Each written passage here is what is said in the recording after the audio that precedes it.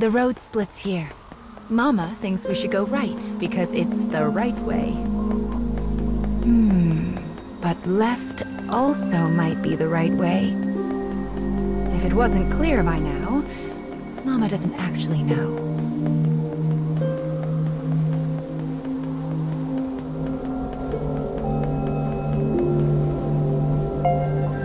Oh, this weapon is... Anyway, let's get started on its restoration, shall we? I wonder what kind of story we'll find this time.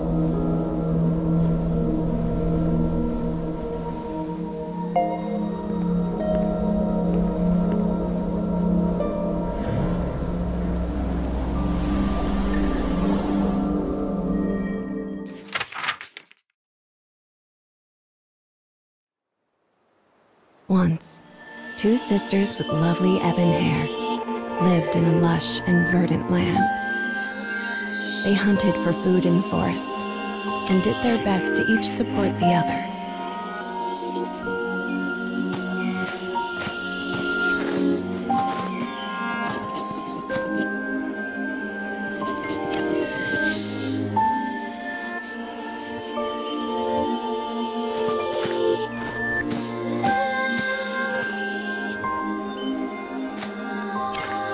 The elder sister had been born in the woods and was an archer of rare skill. When their parents died, she began teaching the younger how to hunt. The younger looks up to her and wants so badly to test out her new skills.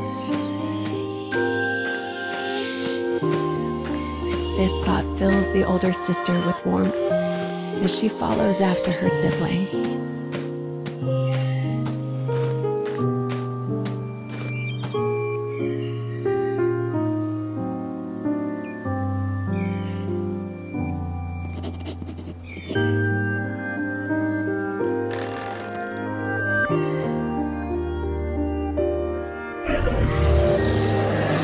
Suddenly, the elder sibling hears a beast cry out from the direction of her little sister.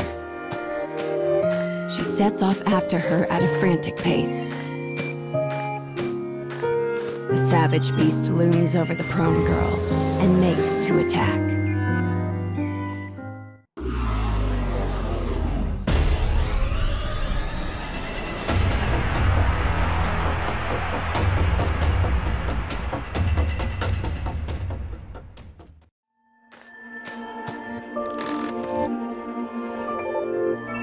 As an arrow penetrates the beast's tender flesh, it turns tail and flees. There was no way her little sister could have taken down the massive creature alone.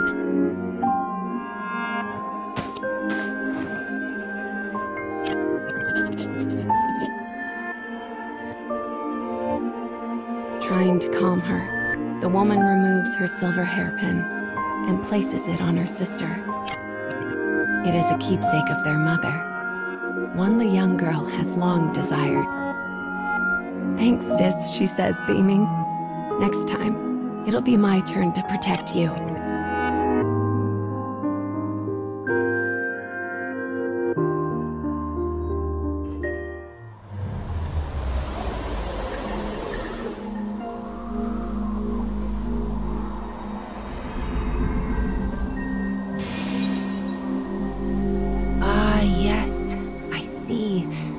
The story of this weapon is all about that woman. I feel like we've seen her somewhere before.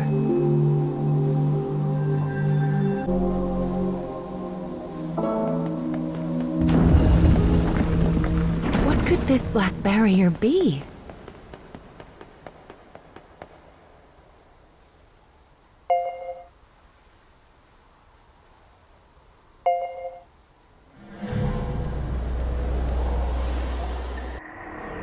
How can the enemy be acting outside of the scarecrows? Well, let's just square them away as best we can as we go forward, okay?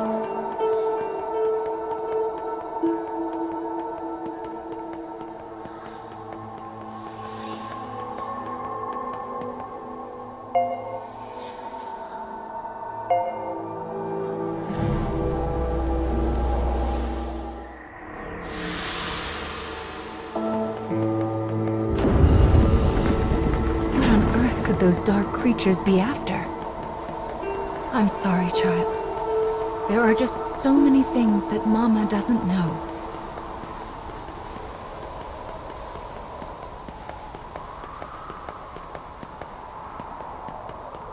Look, something's out there.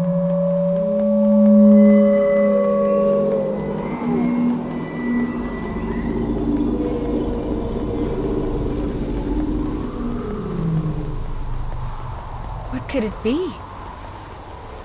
There are so many mysteries in the cage, aren't there?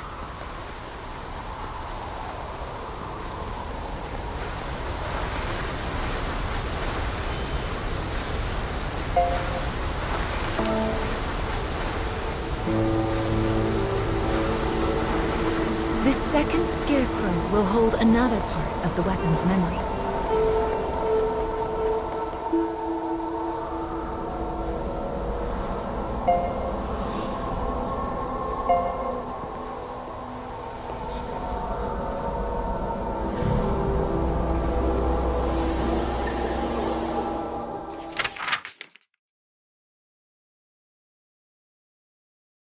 Done with their hunting, the black-haired sisters decide to return home before dusk.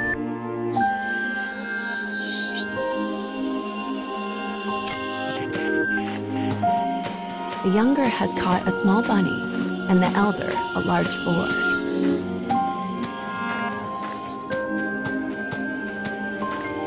It is a typical day of hunting for the pair.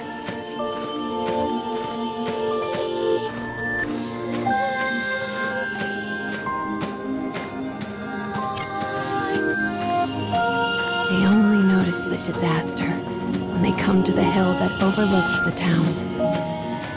Flames billow forth, and the chilling snaps of distant gunfire can be heard. The woman immediately thinks of the war that is raging in the neighboring nation.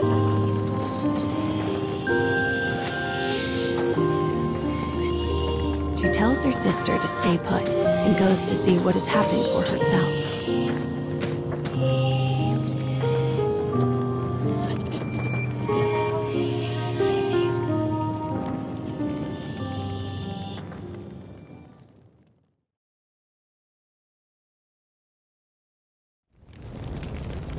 The town is oddly still, save for the incessant crackle of flames.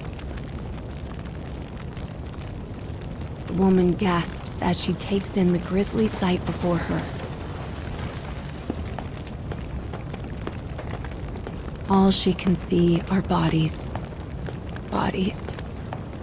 Bodies.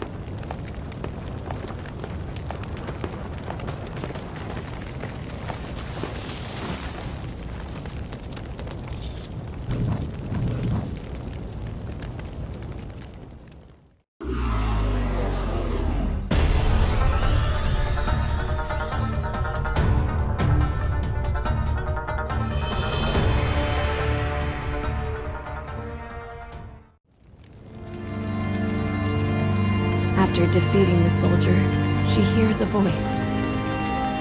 Her worried sister has followed her into the fires of the village. Enemy soldiers cry out all around them.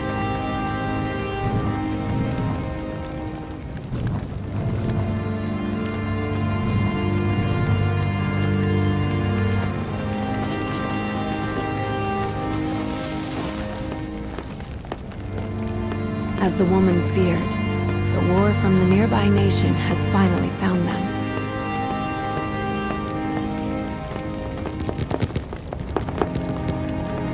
Strange and fearsome men surround them on all sides.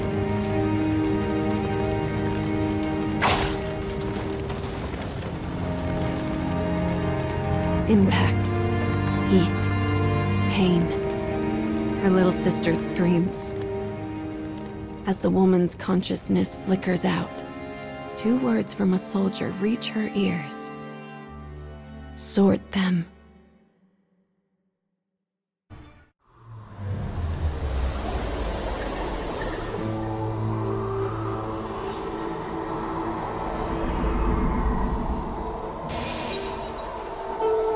I I see. This weapon speaks of war. I suppose it's rare for the memories in these weapons to be peaceful ones. That's a little sad.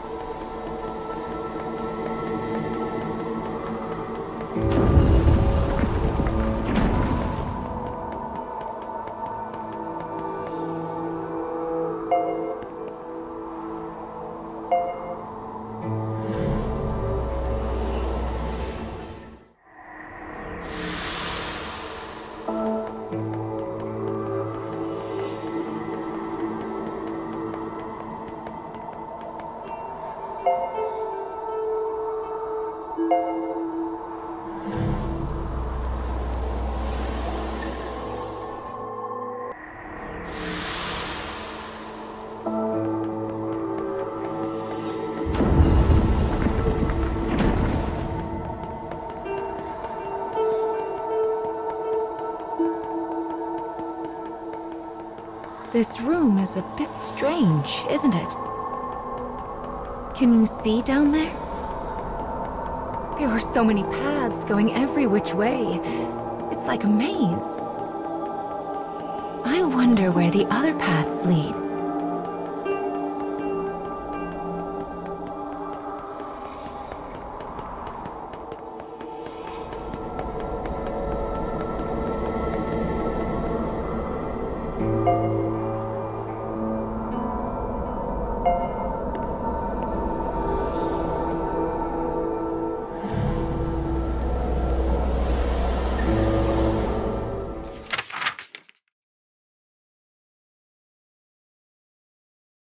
The black-haired woman regains consciousness in a world enveloped by haze. She hears a faint voice. It sounds similar to her little sister's voice, but also different, wrong.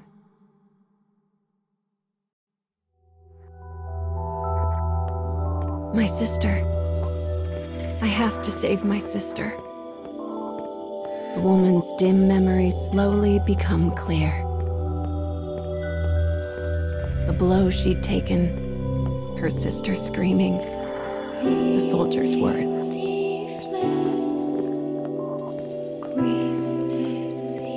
Her only sister, her only family. She must save her. As she runs, the woman's world is enveloped in a shimmering wall of white.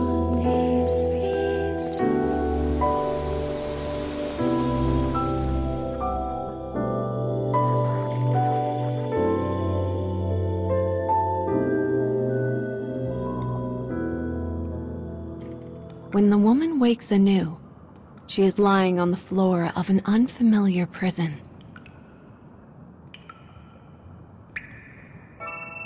Something is terribly wrong. She looks down at her body and stifles a gasp. One arm and one leg have been replaced by mechanical substitutes. And her black hair is now as white as snow. Where is my sister? She dashes off through the dim prison in search of her missing sibling. She dispatches both her cell door and its guard with equal ease. Only then does she realize the truth. Her body is now a terrible weapon. As this knowledge sinks in, darkness envelops her.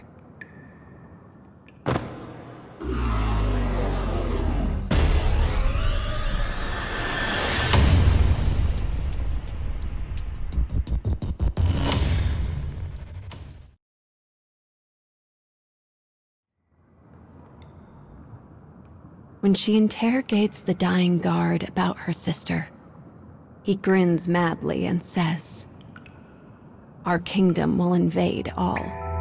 Every country will bend the knee to our might. Then we'll experiment on the survivors and turn them into beautiful killing machines. Oh yes, they will be sorted. With these final words, the soldier dies. The woman begins to run. Don't think about it. Don't think about it. Don't think about it. She repeats the mantra as she runs, praying that somehow her sister has escaped this fate.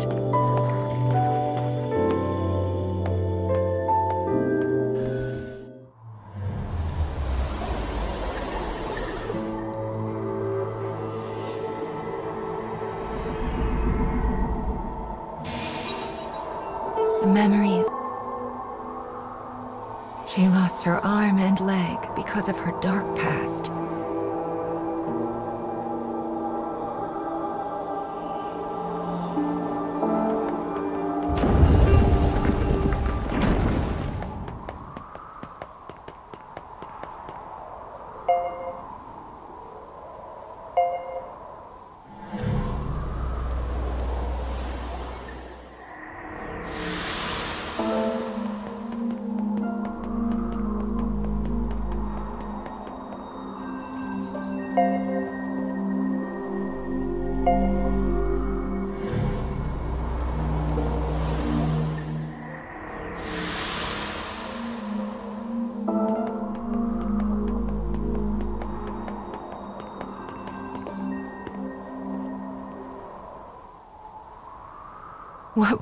What?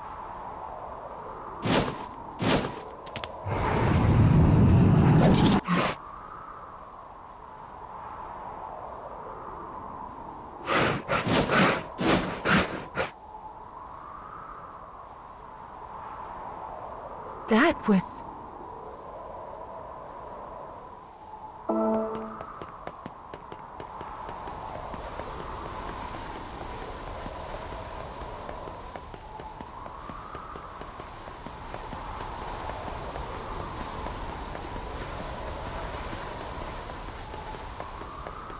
Looks like that monster ran off somewhere. Anyway, the next memory we find will be the last for this part of the cage. We're almost there, child. Just keep going.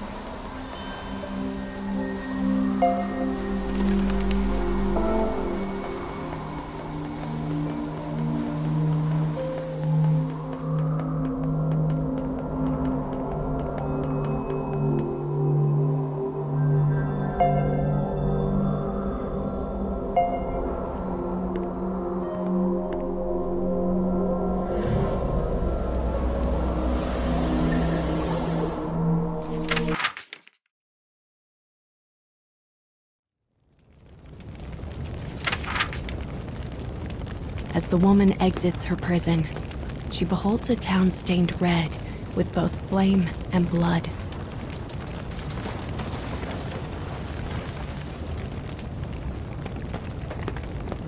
She is in a strange land, one she does not recognize.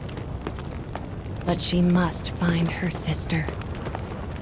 The woman runs and runs and runs.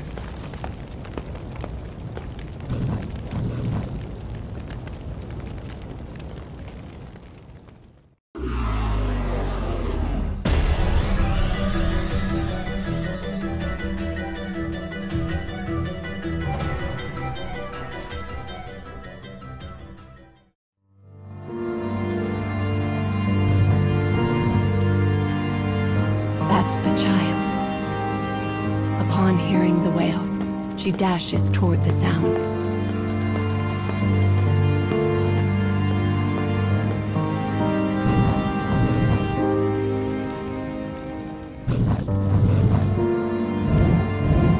The thing standing before her was once her sister. But now, all trace of her former self has been lost to the sorting.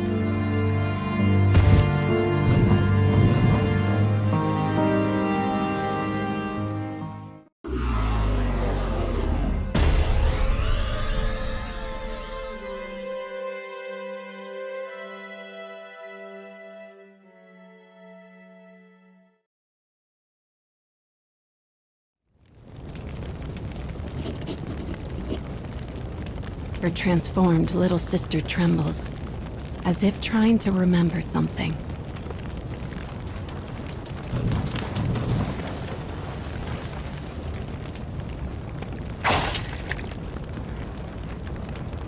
The moment her sister is cut down in front of her, the woman loses all control. Even when her enemies are no more than mangled hunks of flesh, she cannot stop. Finally, the woman cradles her sister in her arms and gazes at her blood-stained face.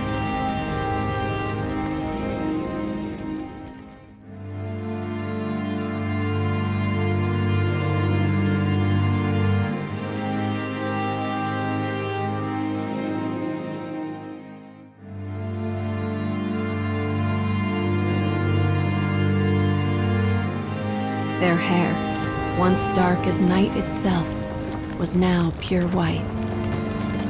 Yet the hairpin still glinted from atop the sister's head. The woman was alone. Her fate was sealed. And so she swore a vow to her sister. The fires of her revenge would rage until they consumed the entire kingdom.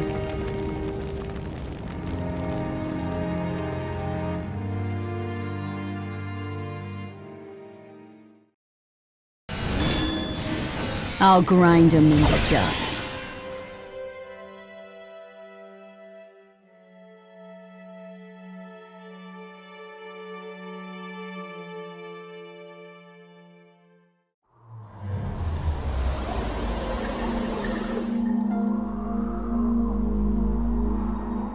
People need goals and hopes in order to live their lives. And for her, revenge was itself a form of hope.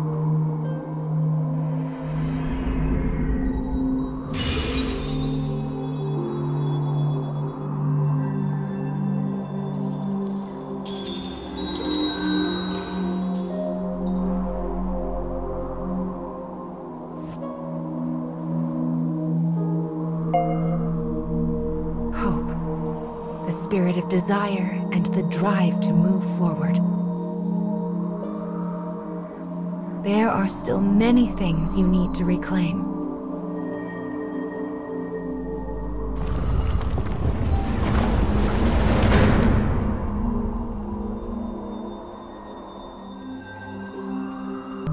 Come now. The next fragment is waiting for you.